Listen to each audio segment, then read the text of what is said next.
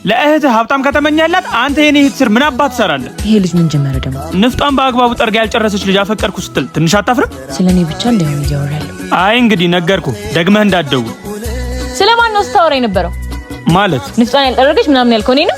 አዎ አንቺን ነው። እና ምን ይጠበስ? ንፍጤን ተጠርጋ ይተኛል? ምን ነው ደበረሽ? ለማንም እንደዛ ስትታሪ ላይ ድብሬ ነው።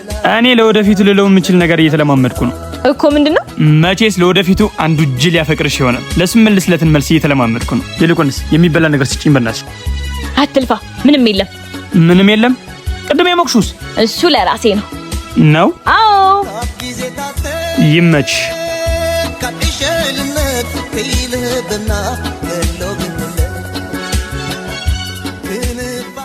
ቆይ ባልሰራልሽ አሳይሻለሁ። ማርዬ ቃል ነኝ። አንድ ነገር ላስቸግርሽ በእናትሽ።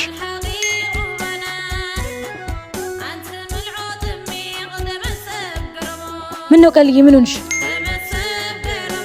በጣም ከፍቶኛል። እርዳታሽ ያስፈልገኛል። ቤት ኮንሽ ትመጫለሽ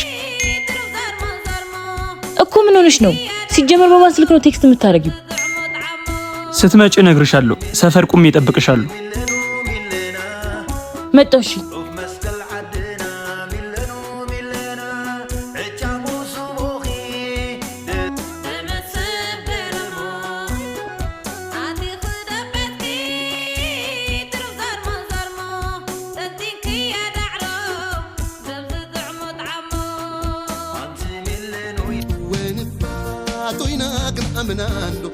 ልጅ ያማታል እንዴ?